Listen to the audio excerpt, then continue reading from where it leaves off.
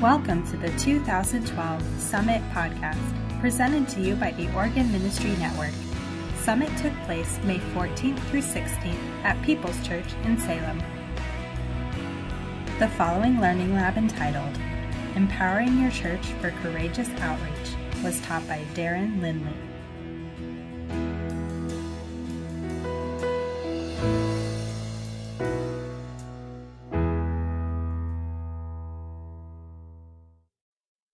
Started out 25 years ago. I was called an evangelist because I drove from meeting to meeting and spoke.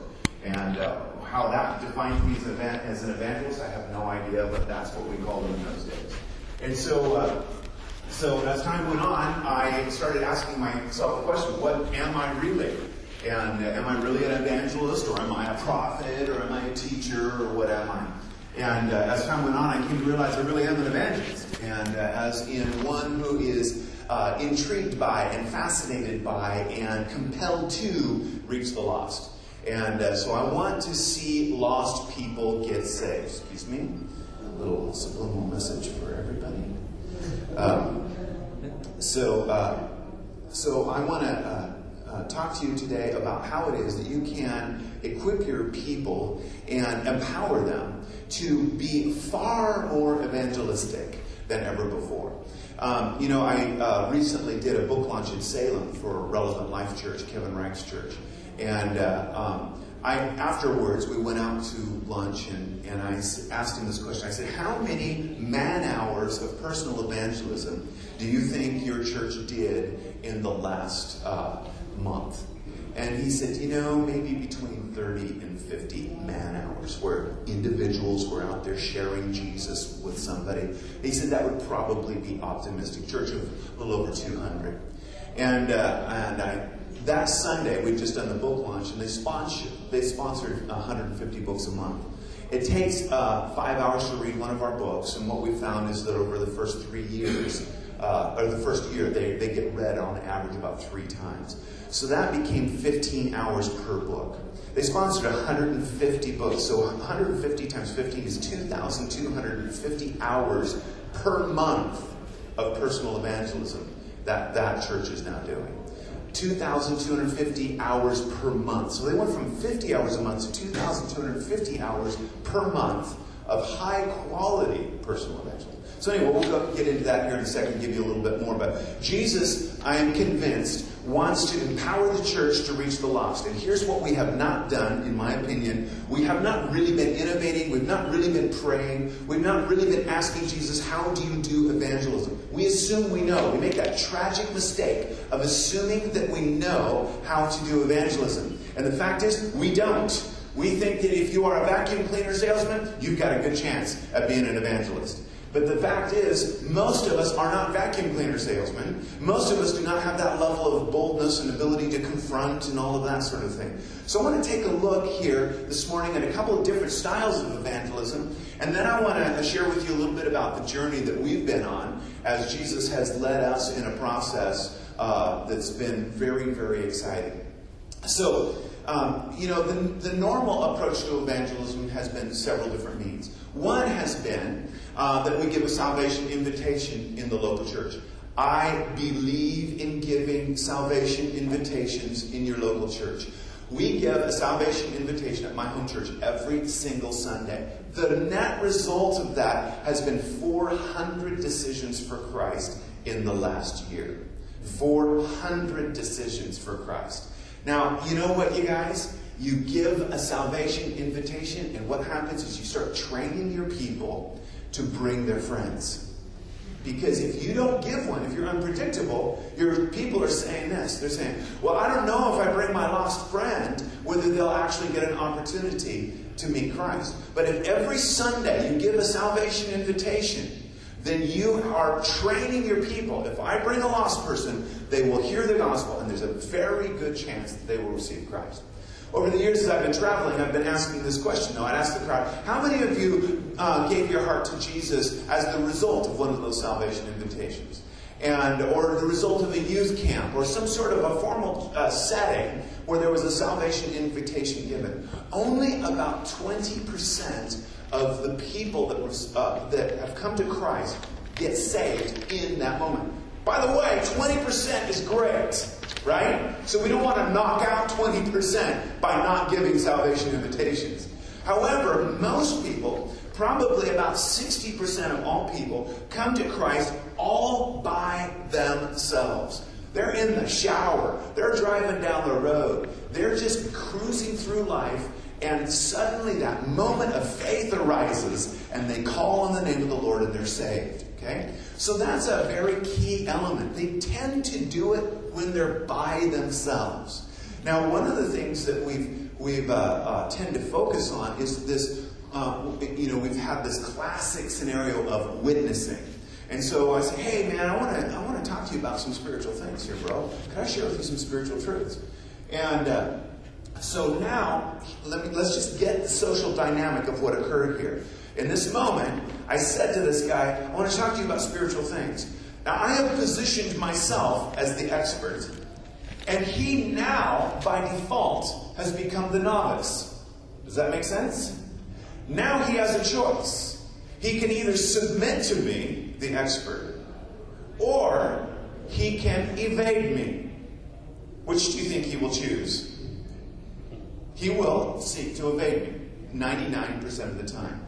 And he probably should, because who the heck am I? Why on earth would he ever trust me to unveil the secrets of the universe to him? You know what I'm saying? And so that type of confrontational evangelism. Let me, ask you, if you were to die today, would you go to heaven or hell? And by the way, I'm not against any form of evangelism. I'm just saying that some are more or less effective, is what my point is here. And so I'm not against this. I'm just saying I don't think it works very well. And so what happens is we create the scenario where a person has to submit to us. Okay? So I was very troubled by our forms of evangelism, how much energy we would put for the results that we would get back. And so I started praying about this. And I said, Jesus, you are God Almighty. You are the one who created the heavens and the earth. Surely you have some idea on how to do evangelism. Surely there's something you can tell me, show me, reveal to me, Jesus, that is cool. And I don't want just good. I want Jesus brilliant. I want mighty God of heaven blow my mind genius.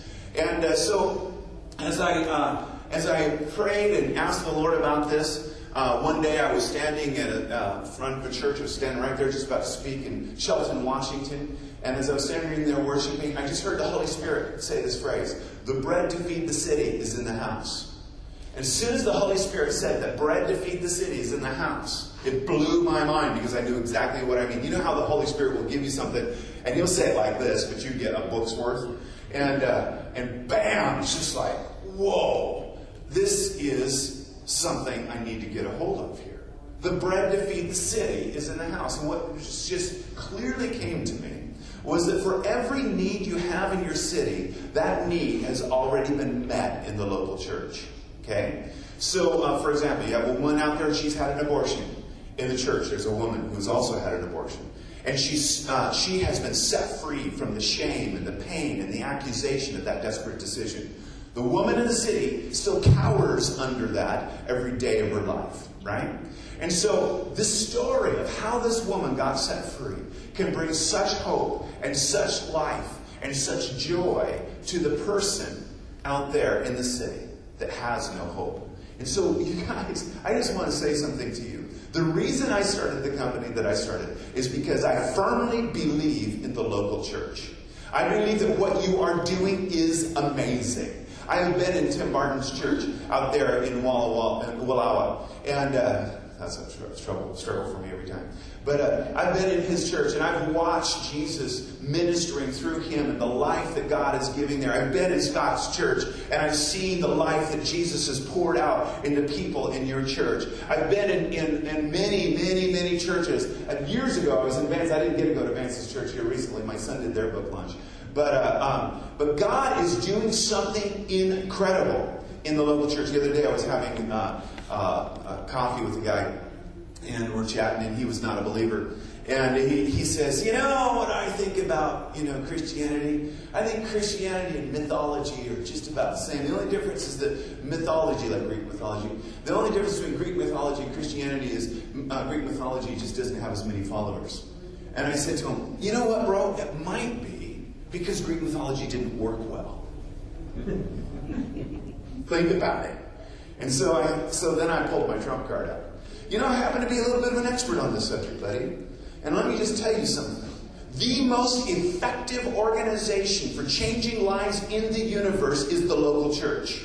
And you might say that, you might drive by a church and say, that's just a dorky little outfit with 60 people in it. Well, let me tell you, about 40 of those people were either meth addicts, or they were drug addicts, or their marriages were falling apart, or they were suicidal, and their lives were coming completely unhinged. And Jesus came in and started doing a transforming miracle in their lives. And they are now contributing members of society that are bringing life and health and joy and peace, and they're not raping their daughters anymore. And I said to him, bro, can I just tell you something? I'm not trying to be mean or anything. You just don't know diddly boo about this subject.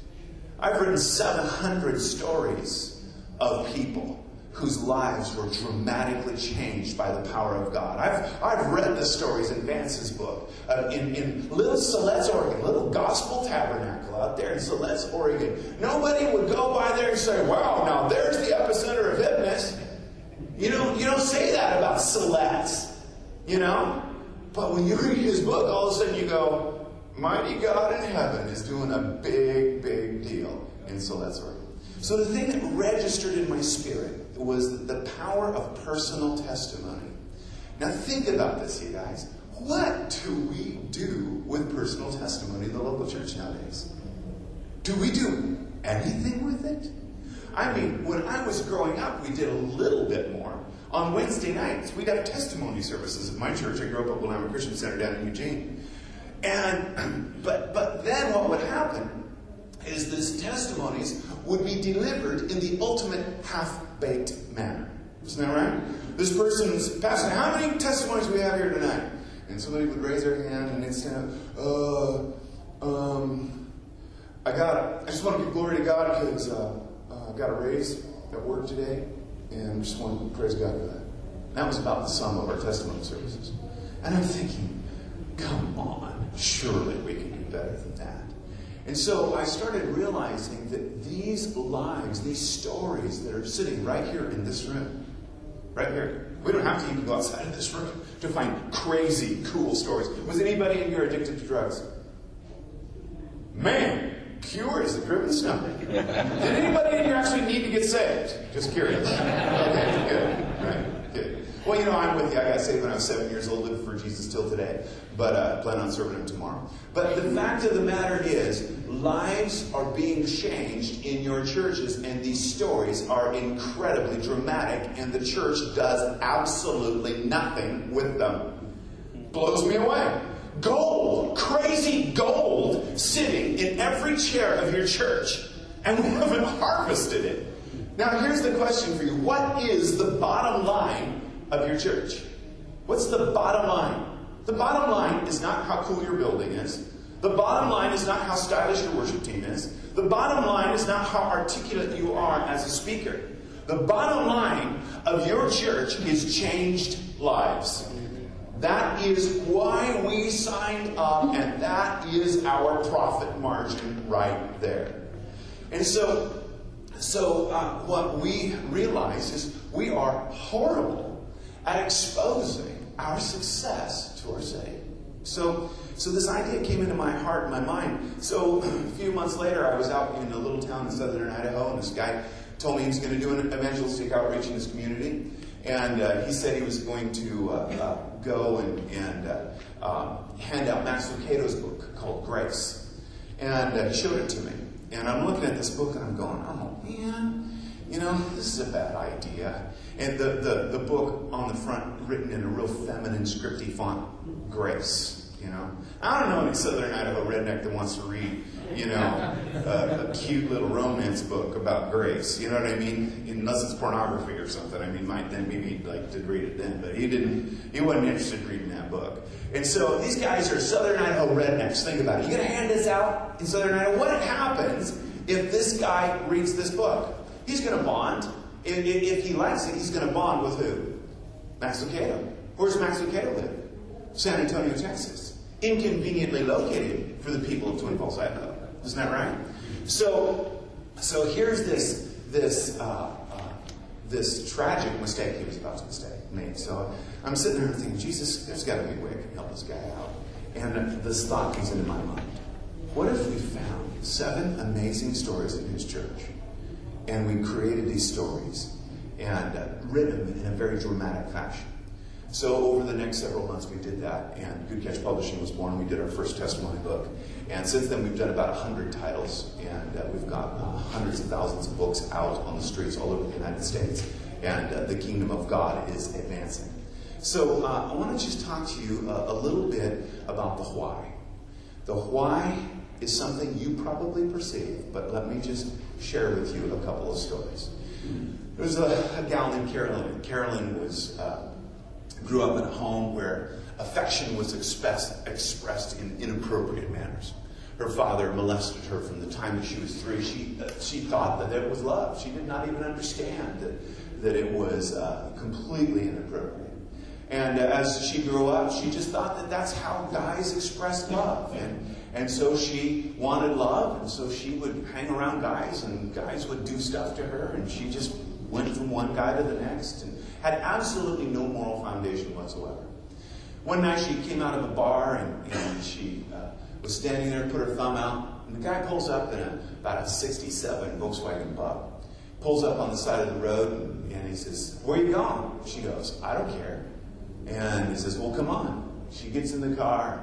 Wrapped up in this car is a tall, lanky, 6'3" guy, and they drive off down the road. He says, "Want to come to my place tonight? Get high, spend the night?" And she goes, "Sure." So she goes to his home. He pulls up in front. It's a 3-story type building. They walk in, and she notices that all the windows are locked and all of the doors have bolts on them. And she goes, "Wow, this place is pretty seriously locked up." He goes, "Yeah, I got some kind of shady neighbors that share this place with me, and I kind of don't want, them to get into my stuff." So they go up into his apartment and go into this bedroom, and there he creates a little cocktail for her of drugs, shoots her up, and then he closes the door, locks it, and he just begins to beat her up. Beat her, abuse her, rapes her. It's a very, very horrible moment. And she eventually passes out. Next morning, she wakes up. He's gone. She's locked in the room. He comes back that night, shoots her up again, beats her again, rapes her, abuses her. And this starts going on. She's now become officially his sex slave. And she's caged in this room, in this house. Continually abused, shot up with drugs, raped, beaten, and then he leaves her. After about 3 months of this, one day he doesn't come home. And she's locked in his bedroom. There's no bathroom, there's no water, there's no nothing. And she's going, "Man, I got a problem. I got to get out of here." And she starts to pound on the door. Nobody around. "Somebody help me! Somebody help me!" Nobody comes around. 3 days, no water, no bathroom, no food. She's yelling, "Somebody get me out of here!" Well, a gal happened to be in the apartment on the 3rd day. She took a chair and smashed down the door. And she got out of the room, got some water, got some food, used the bathroom stuff. And the girl says, "You need to get out of here because this guy's coming back and he has plans to kill you." And she goes, I can't leave here. If I leave here, where will I get my drugs? There's no way that I can leave here." And without the door even being existent, she walked back into her cell and stayed there until he came home. That night, he fixed up another cocktail of drugs, shot it into her arms, began to abuse her. As he stood over her, he said, "You know what I just did? I just killed you. The cocktail that I gave you will kill you." She thought, "Oh my goodness, I've got a very few minutes to get out of here and get some help, or I'm a dead person." she jumped off the bed. She's a tall girl. She was 6 feet tall. And she ran out of the room. And this room was on the 3rd floor. She runs down the hallway to the balcony. She now realizes she has one chance. She either leaps or she dies where she is. And she goes flying off of the balcony. In midair, she screams out, "Jesus!" Bam! Smashing, breaking both of her femurs. She's knocked unconscious, and she's lying there on the ground. The paramedics arrive, and they start working on her. And she said, in her own words, that she came out of her body, and she looked down on her body. And the paramedics were trying to revive her, and they're saying, "We can't get her back. We can't get her back." And about that time, Jesus appears to her. And she had no religious background. She just called on the name of the Lord in midair. And Jesus comes to her, and he says, "I've come to take you home." And she goes, "Oh, Jesus, I really want to live a life that's better than this. I really want to do something more with my life than this." And Jesus looks at her and he says, "It's going to be hard for you, Carolyn. It's going to be hard." And she says, "Oh, please, I want to go back and I want to live a life that would bring you honor." And Jesus looks at her with sorrow in his eyes and he says, "Okay." And right about that moment, there's a police officer looking over her corpse that's now been covered with a sheet. He pulls it back and he goes, "No, not Carolyn!" And right at that moment, boom, she comes back into her body and she starts coughing. She comes back to life. She then goes to the hospital, obviously, and starts the recovery process. Gets out of this wicked situation. Goes through about 5 or 10 more crazy relationships. One day a friend says, "Hey, there's good work up in Alaska. You should move to Alaska." So she moves up there and she lives in a little town called Palmer, Alaska. And one day a friend of mine, his name's Chris Milner, pastors Church on the Rock there in Palmer. And she decided, a friend invited her to come to church, and she walked in, and for the very first time in her life, she heard the gospel of Jesus Christ.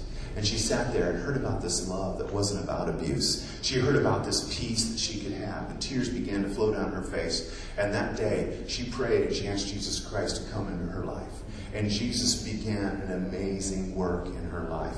She started playing drums on the worship team, but she was really nervous about it, so she'd smoke a little pot before she came to church so she could handle it and keep her rhythm. And finally one day she came up to Pastor Chris after service and she says, "I got to confess something. I've been doing something really bad. I've been smoking pot before I played drums on the worship team." And she goes, "But I'm not going to do it anymore." And Pastor Chris goes, "Well, it's okay, honey," and ministers to her. She's now serving Jesus. She's doing well. She's gotten a master. She's gotten a professional career. She has been hauled right out of death, right out of hell, right out of the gutter, and she has been transformed. I've got another story that's on the other end of this. I've not been here at the summit here up to now. I just literally pulled in because I was intending to be here, but Sunday night got a hysterical call from my mother. And my own sister had just passed away from a drug overdose down in Springfield, Oregon. And so I had to get down there and minister to my mom and my brother-in-law and my nephews. And for 10 years, my sister's been a pretty intense drug addict. And it's just gotten worse and worse and worse and worse. And Sunday night she died. And I just want to say this to you guys. What you do is so incredible. The why of evangelism, the why that Jesus came to earth is essential. And we will never be able to reach the lost until we get the why. Till we understand that we're fighting for their lives. We're fighting for people to give back these nephews of mine, their mother that they lost over 10 years ago. We're fighting to give kids back their daddies. We're fighting to give people another chance to do something that's worth living for. You guys, this is why we must become effective at empowering our people. This is why. So, the next question then is the what. If we know the why, then how do you do this thing? What do you do? So I'm convinced that the most powerful tool for personal evangelism is the personal testimony of people in your church. Normally, our evangelistic tools tend to be generic. You know, we're going to give you this generic tract that was printed in Tuscaloosa, Alabama, or we're going to give you this video that somebody made from somewhere. And it doesn't organically tie to the local church. And so one of the things that I think is very, very critical is I believe that everybody needs two things. First, they need Jesus, and secondly, they need the local church. Your local church, what Jesus is doing through you is that life-sustaining force that is going to help them keep that focus on Jesus. And so it's so absolutely critical that we not just lead people to Christ, but that we actually create an organic link between them and the local church. Which brings us to the what. This is the book that we did for Kevin Reich. This, by the way, is a fantastic read. I know I'm the publisher, but I actually am probably the most expert person in this room to tell you whether this is an excellent book. And I'm here to tell you it is an excellent book. And let me tell you a little bit about the design of this book. There is nothing about this book that's accidental. Okay? Nothing. This book is that thick for a reason. It's thick enough to be considered a real book, and yet it's thin enough to not be intimidating. Isn't that right? When you look at the front cover of this book, you don't see any praying hands. You don't hear any words like miracle or, prophetic or angelic or heaven or Jesus. You don't see the name of the church. Because Revelation chapter 12, verses 10 and 11 says this: they overcame the accuser of their brethren by the blood of the Lamb and the word of their testimony. Not the name of their church. Right? So what we want is we want to get that reader to the testimony. Okay? So that's why it doesn't have anything about the church or anything that would indicate that other than this is an inspirational book. And not inspirational in a religious sense. Okay? This might be a book about great hikes in Oregon. Right? It could be, hikes, that, nobody, 5 guys have ever done. But you can't really tell. Stories of survival, resilience, and relevance. It doesn't really tell you, but it does tell you that you're going to get jazzed as you read this book. The final thing is the name of the locale is on this cover. Salem, Oregon. Okay? The reason that's important is because people are intrigued by locality. If you open up USA Today and you go to the letters to the editor and you see a letter to the editor from your community, you will read that letter before you read any other letter on that page. Isn't that right? And that's because locality conveys, is interesting to us. It's fascinating to us. The back page, you will again find that there's no religious jargon on here. There is nothing about Jesus or church or Christianity. What these are articulars that create a crisis. And they invite you to observe an amazing train wreck. But a train wreck with hope. and so as you read this back cover text, you'll see that it doesn't allude to anything about Christianity or church, because once again, we want to get the reader to the testimony. We're not interested in conveying the gospel on the back cover. Okay?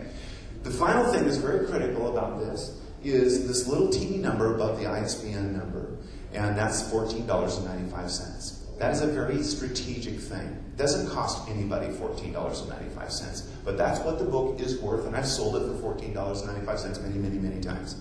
So when I hand this book to this person, she takes it and she looks at it and she goes, oh, wow.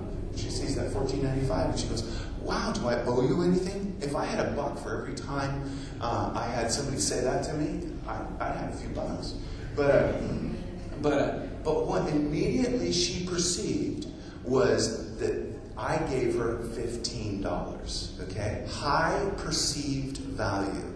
That's very critical because people will throw away tracts. Isn't that right? Haven't you heard about people throwing away tracts? Pastor Luke was talking about the guy that started coming to Resound Church as a result of reading this. Actually, I met with him the other day, and this is exactly how it happened. We had been giving out books at the light rail station. And we gave out 2,200 books over the course of a couple of days. Then we went back around the light rail station. We looked on benches, we looked in garbage cans, and we didn't find any forsaken books. Not at the light rail station. He actually found his sitting down next to him on the seat in the train, and he picked it up. Now, this is a really interesting thing. Because of the high perceived value, it was not viewed as litter, and it was viewed as something that you would not want to just let go. You would not throw it away. After 2,200 books, we did not find one single book abandoned or left in the garbage on the train station. Now, after some people read it, they probably set it down, which is what happened to that guy. But again, because of the high perceived value, the people picked it up and they continued to use it. One lady that day, I met her 3 weeks later, she said, I was down at the light rail station and I got a book, and along with a quarter of a Costco muffin and a cup of coffee. And she was waiting for the train to come. She started reading it. She thought, oh, I need a few more of these. So she picked up 5 more copies of the book. And she began giving these books out. This lady is not yet a believer. And she started giving these books out to her friends because she thought that these would be good for them to read.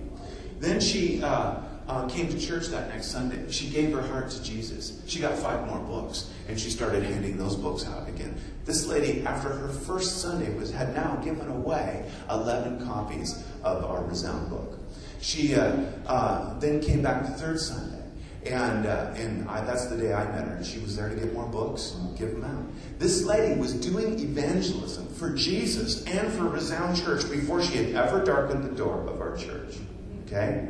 High perceived value is a critical element in producing high-quality evangelism. People talk about, well, I want to give out DVDs or CDs.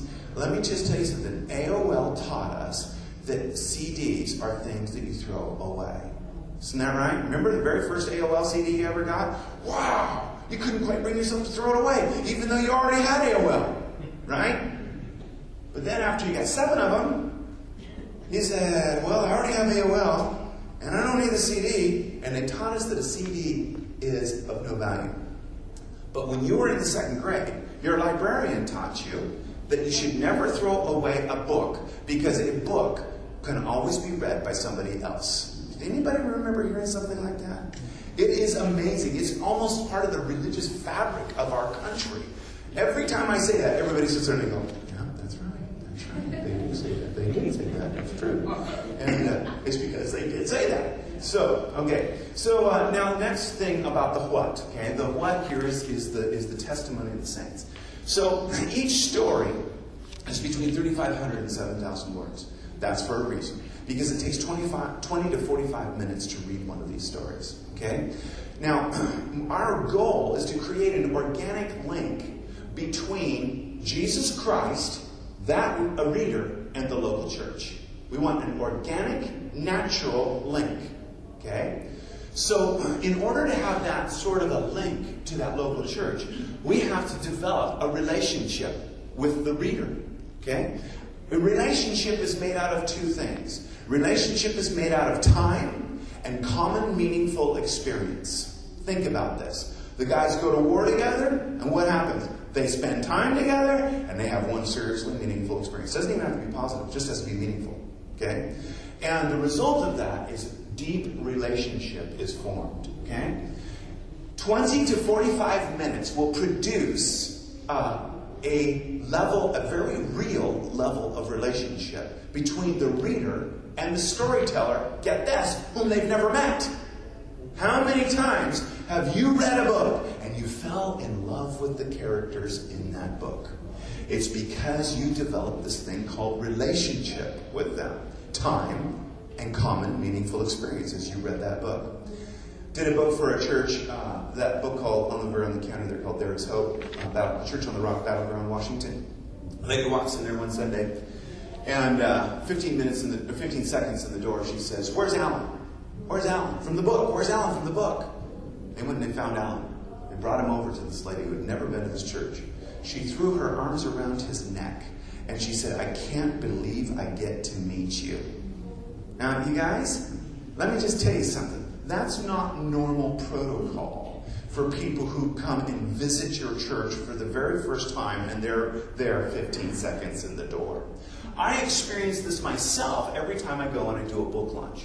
What happens, I walk into that church, I just got off the airplane, I've been reading this book, and I get to start meeting people from the book.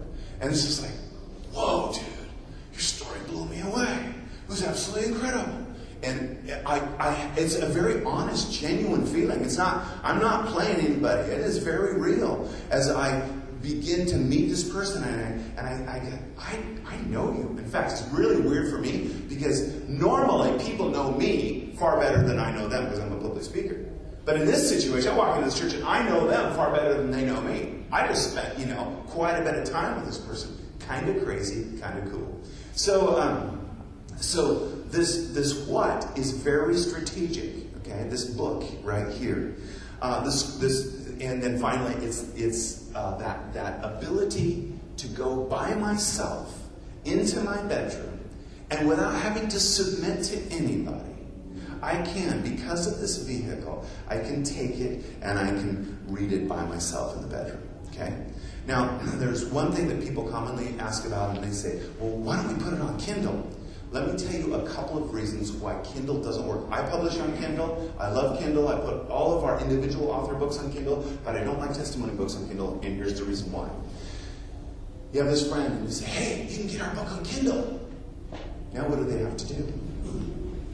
They have to go to the Amazon store. They have to look it up, not get distracted along the way, and they have to download it. What are the chances of that actually happening? Almost never.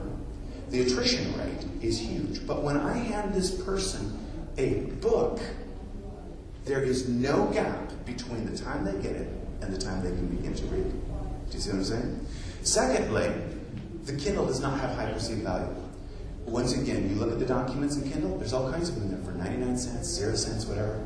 $14.95. When you just hand this to them, it has high perceived value. Secondly, this is pretty. The Kindle is not pretty. The Kindle doesn't do any work for you while someone's sitting there reading your book. Now, one of the number one ways books get advertised is people sitting there like this. Kindle doesn't advertise for anybody except themselves, right? On that front screen. Isn't that right? And so this is one of those weird moments where this, anachronistic device called a book is actually really just a fantastic tool and still incredibly relevant and useful for evangelism. Okay? The final statement that I want to get to is the how. How do you use this book? Okay? Most people have a completely wrong idea about book publishing. When people say that the pen is mightier than the sword, they're not talking about how much money you can make in publishing. Isn't that right? When they say that the pen is mightier than the sword, what they're saying is you can influence societies with knowledge that comes through the written word. And so it's far more important to change your society than it is to make money. And frankly, if you'll change your society, you'll probably make money. So what you want to do is you want to change your society. So what you want to do with this book is you simply want to give it away.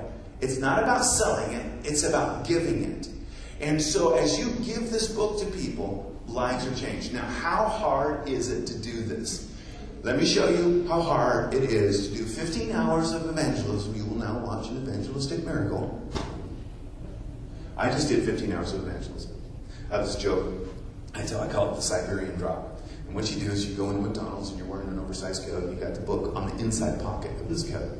You walk into the restroom, go into the stall, close the door behind you, pull out the book, unzip your coat, flush the toilet for effect, zip the coat back up, and walk out of the restroom.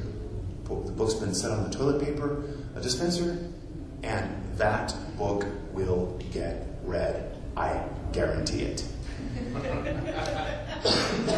It's not about boldness or bravery.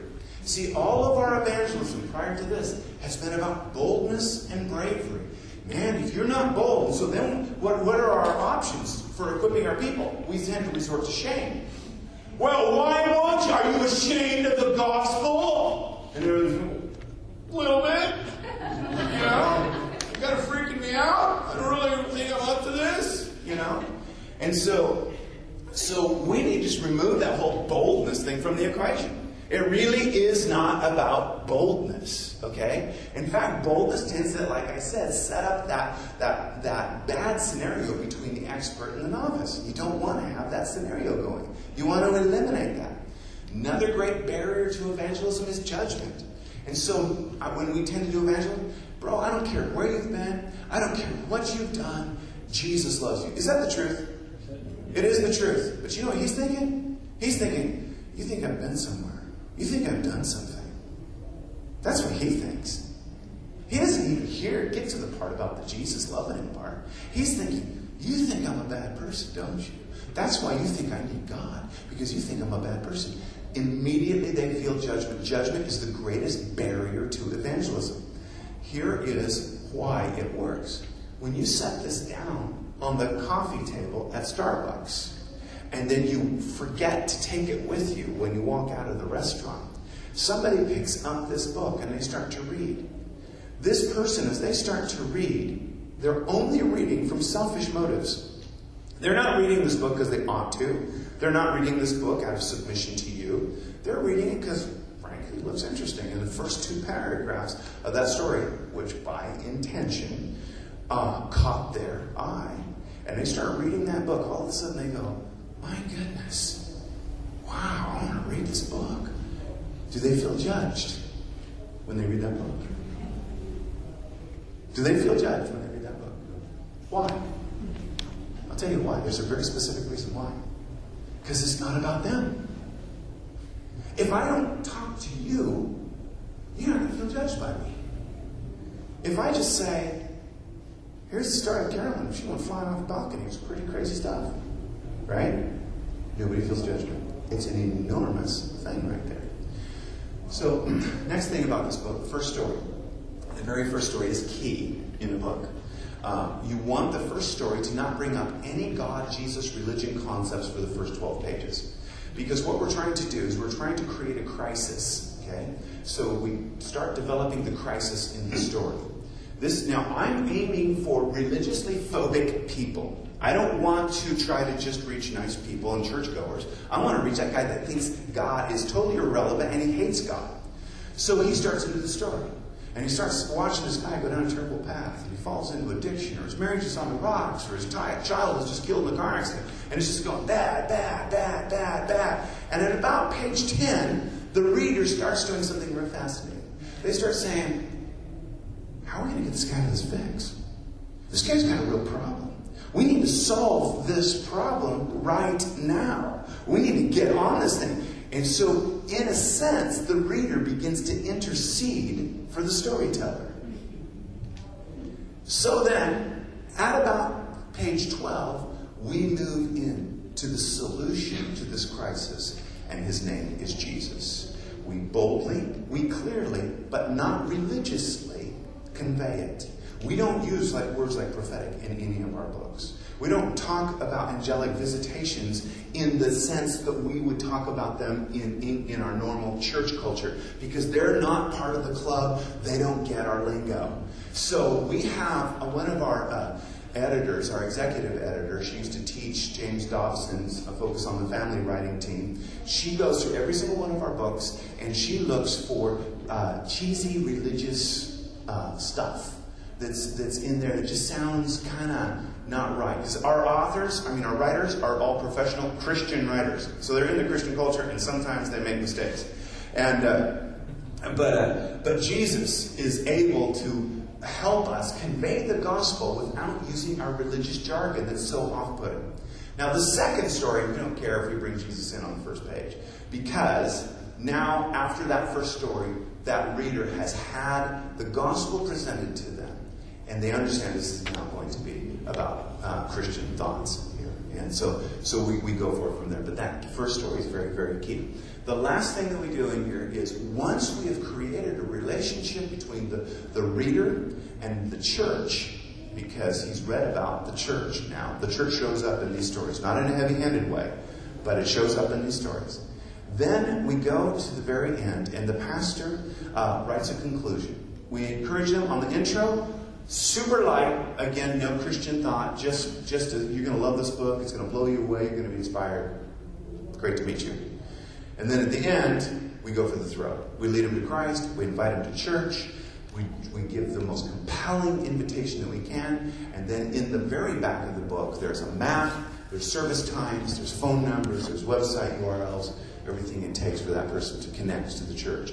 We don't answer the question until the question has been asked. If you try to answer a question before it is asked, it becomes obtuse. Okay? So we have now written about 100 of these testimony books for local churches. We've done 3 for Friends Community Church in Fairbanks, Alaska. It's the largest church up there, about 3,000 members. We've done 3 for Church on the Rock, Wasilla, Alaska. That happens to be Sarah Palin's home church. And 3 of those books for them. And they buy the third one because they like the first 2. And then we've done books for churches as small as Select's Gospel Tabernacle in Siletz, Oregon. We've done books all over the country. And we've got a pretty killer team. My editor-in-chief was on the editorial staff at Smithsonian Magazine. My executive editor, as I mentioned, she taught writers who focus on the family. She was the head of their writing team at Focus on the Family, James Dobson's ministry. We've got 7 project managers that are editors and run the project. And we've got about 25 professional Christian writers that work for us. We have graphic artists, we have proofreaders, typesetters, we have our own bindery, and we actually print all these books and bind them in our own shop. We do absolutely everything from concept to delivery in 12 weeks.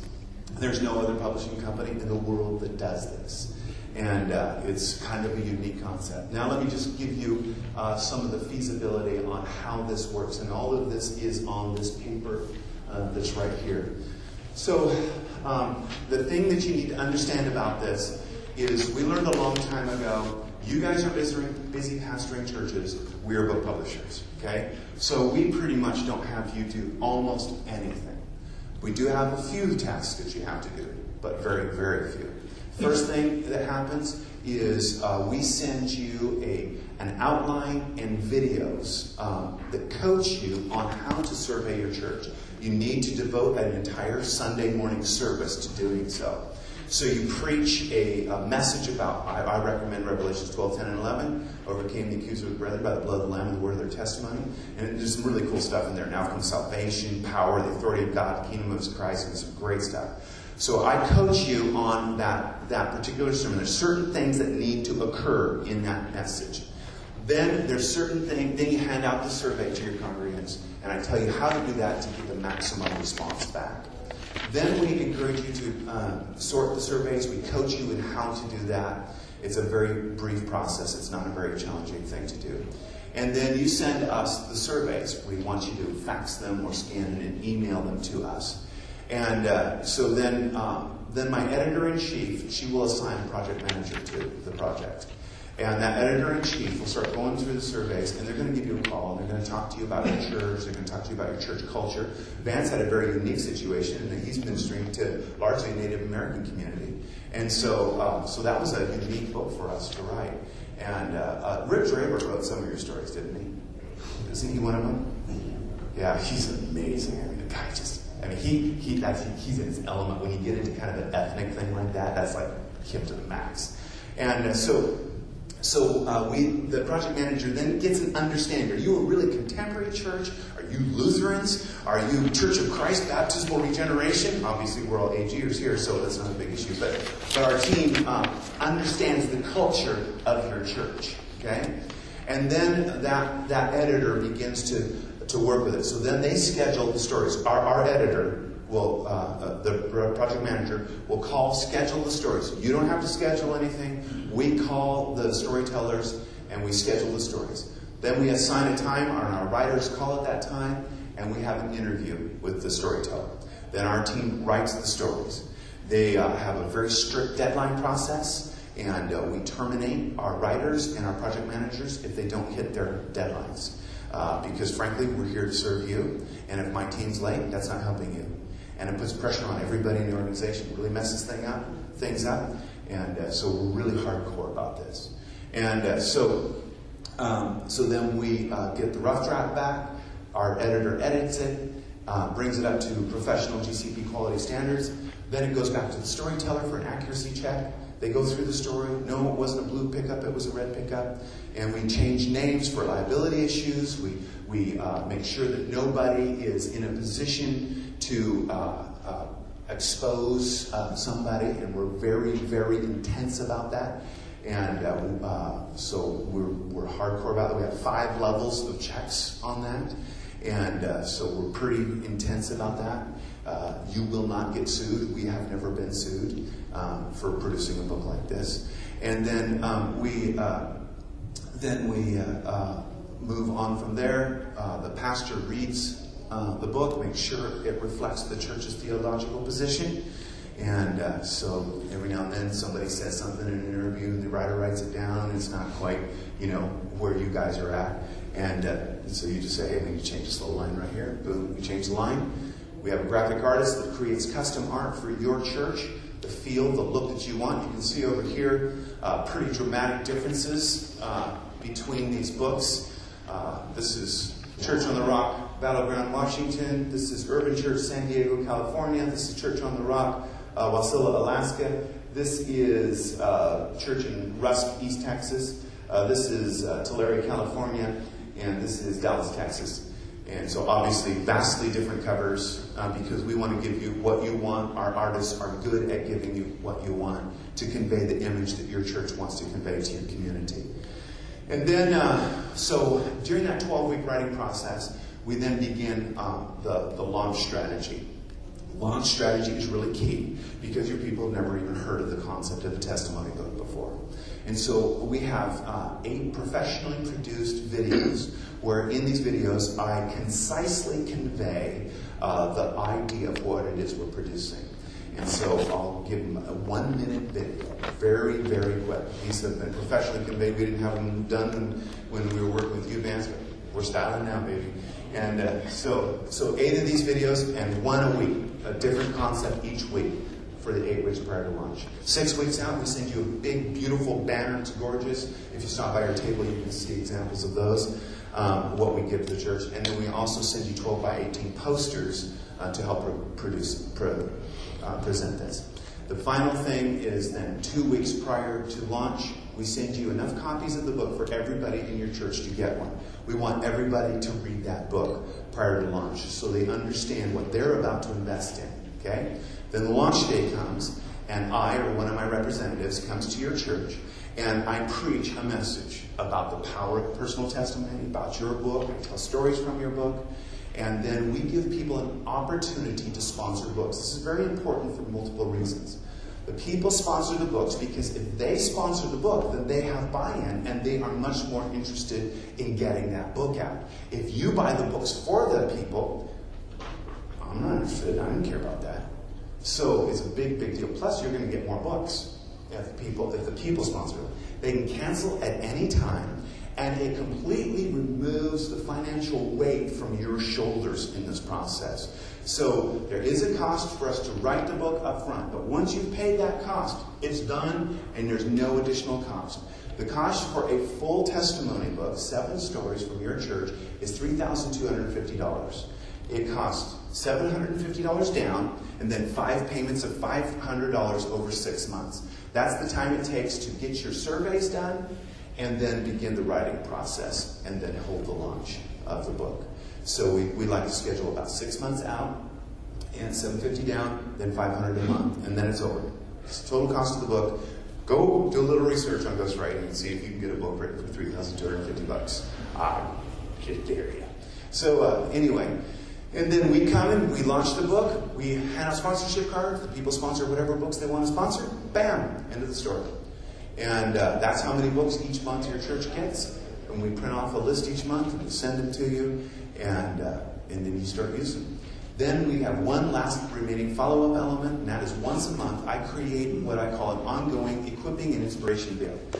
I send that video to everybody with the emails that I got off those sponsorship cards. And I just remind them, hey, you got a book. it's effective. And I give them little tips on how to use their book so that you don't have to, from the pulpit, keep pounding that thing and saying, hey, you guys, you've got to use our books. Let's make sure we're using these books. It doesn't hurt if you do that, but I'm going to help reinforce that for you so that these books continue to be used in your community. So that's pretty much how it works. We do have another product for smaller churches. Sometimes it's difficult to come up with 7 great stories in a smaller church.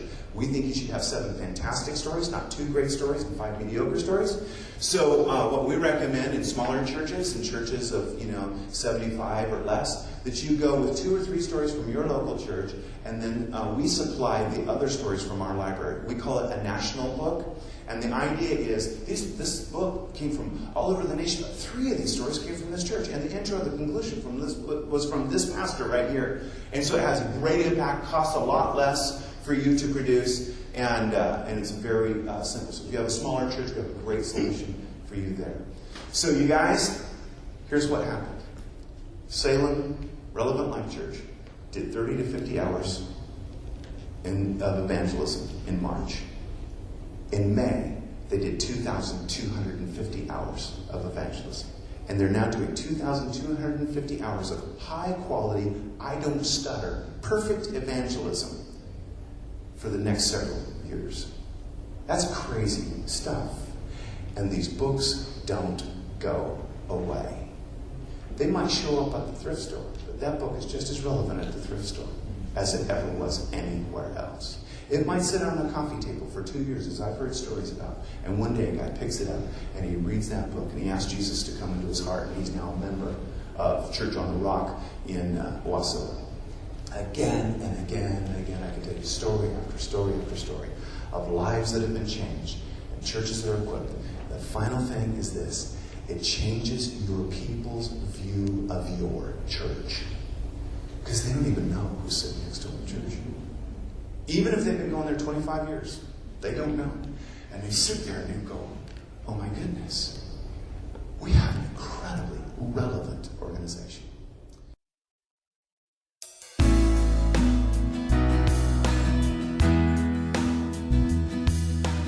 Thank you for listening to the 2012 Summit Podcast. For more information on the Oregon Ministry Network and our events, please visit our website at oregonag.org.